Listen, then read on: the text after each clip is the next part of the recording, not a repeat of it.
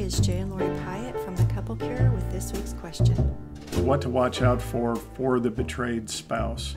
Later we will be answering the question what to watch out for as the addict. But today's is about what to watch out for as a betrayed partner as you're healing. All right, so we're just going to jump right in. Watch out for coming down hard on yourself if you're not ready to set boundaries. What I did at that point was just realize, okay, I'm not ready and I need to plan. It was always an indication to me that there was some fear that I had that if I set boundaries, then I would lose something in the end. So that told me I needed a plan for what that thing might be. You know, whatever it was I was fearing I would lose or fearing would happen, I needed a plan there.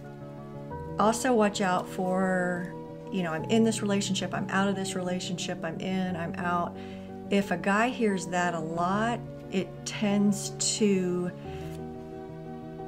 start feeling to him like it's just something we end up saying, and those words can start losing the impact of like, this is so painful that I'm not sure if I can stay anymore. And that's what we're saying when we're saying like, I'm out. So one thing I started doing, and this is one of the things I have my ladies do, instead of telling him like where you are each time, tell yourself like, I quit for now. When you're at that point of feeling like I'm out, just tell yourself, I quit for now. And that will give you enough time to kind of figure out what your next best steps will be.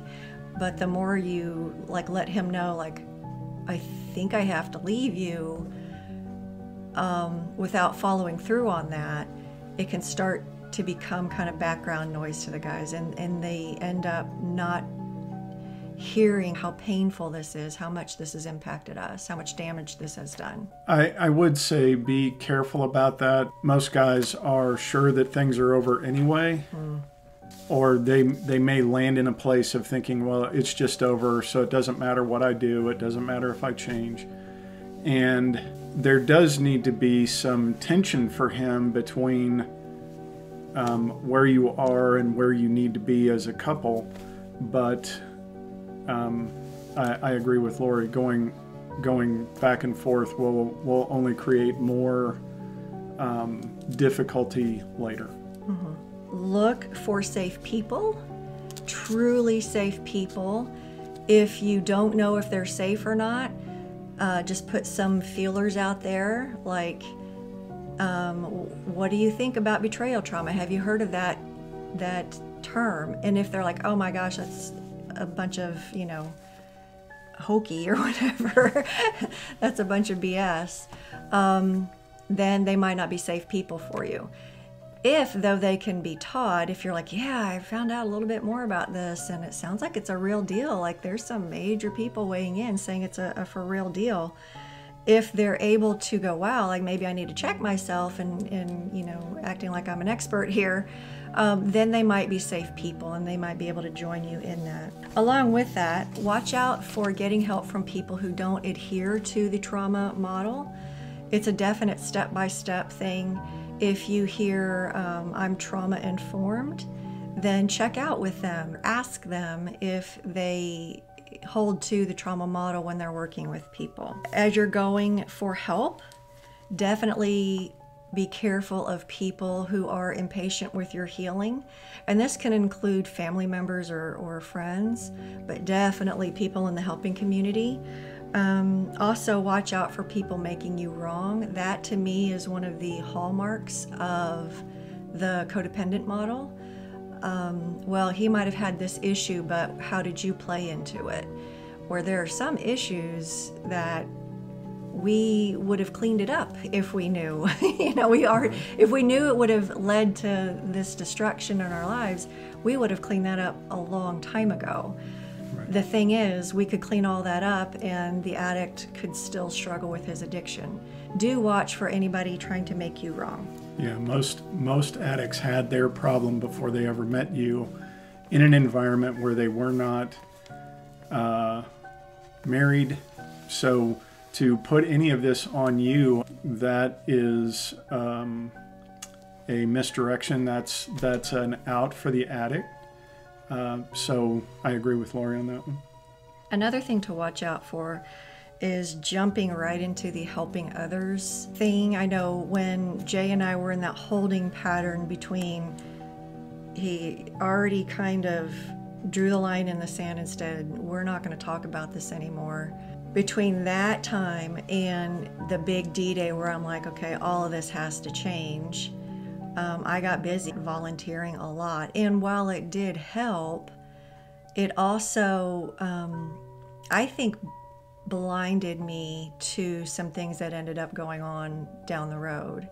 So do be careful of that. If you are already busy, something I've said before is change your job description. Another way I've said it that I might not have talked about before out here is do the bare minimum. Just look to do the bare minimum as you heal. And the reason I say that is when we can get to a calm, quiet, non-stressed place, if we can kind of live in that area for a while, then we can start seeing more clearly. The cloud lifts, the fog clears.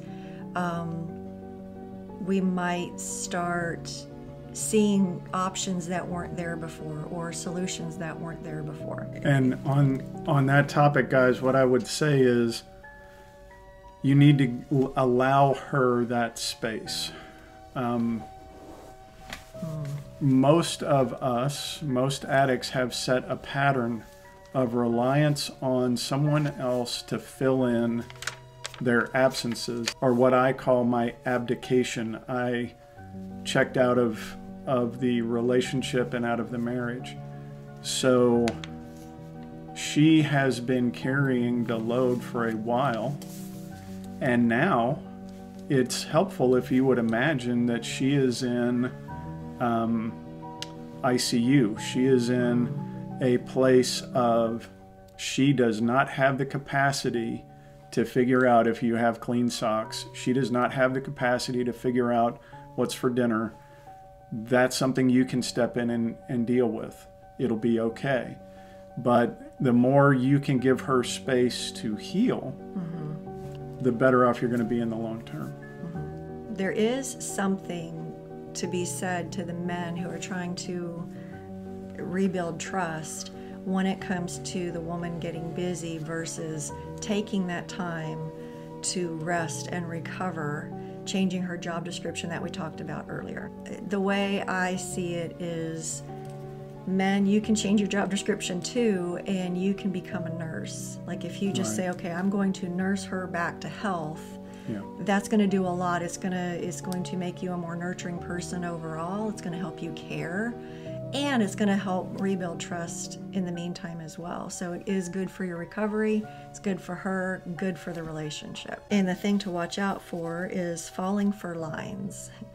What this means as you're healing on your own, healing after betrayal, it typically is something that we're concerned it might possibly be true.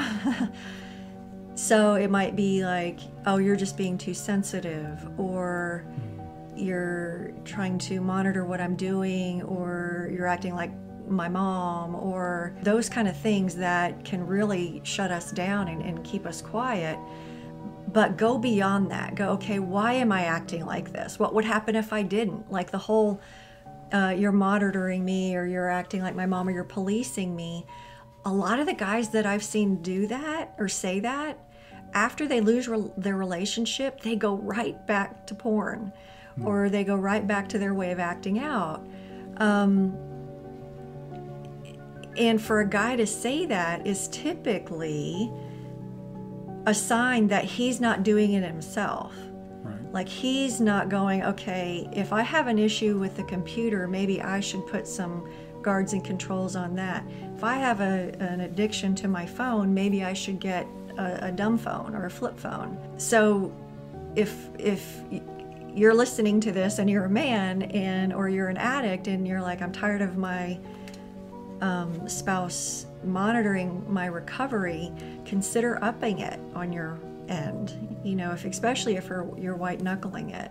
Right. I knew that Jay had turned a corner when he started thanking me, when I was like, you know, you've said this is true, and I see you starting to go down that road again, and you've already said it's a slippery slope.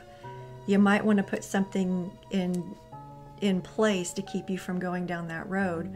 When he started thanking me for that, I knew he was at a different place in his own recovery.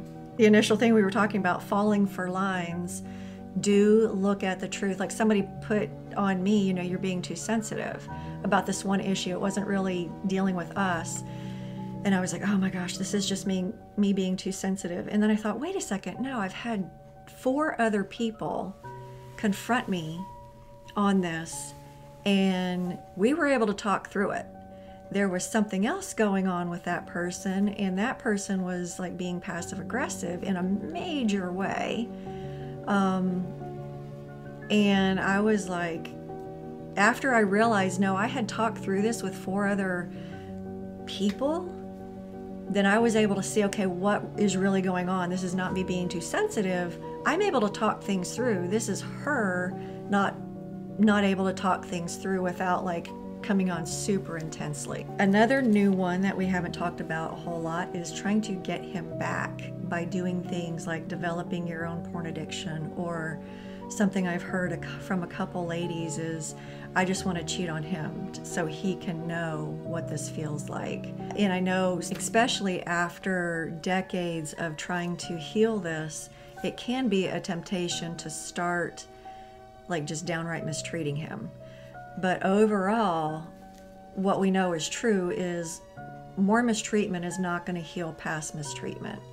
More sexually acting out is not going to heal past sexual acting out. So that's just something to not even go down. And that leads to this next one, which is watch out for betraying yourself. Typically, a woman, whether it's she finally blows up and screams, or she might smack him, or she might I don't know, just do something that she's like, okay, that was the last betrayal. That's where I just betrayed myself. When that happens, it can quickly lead to her healing more deeply.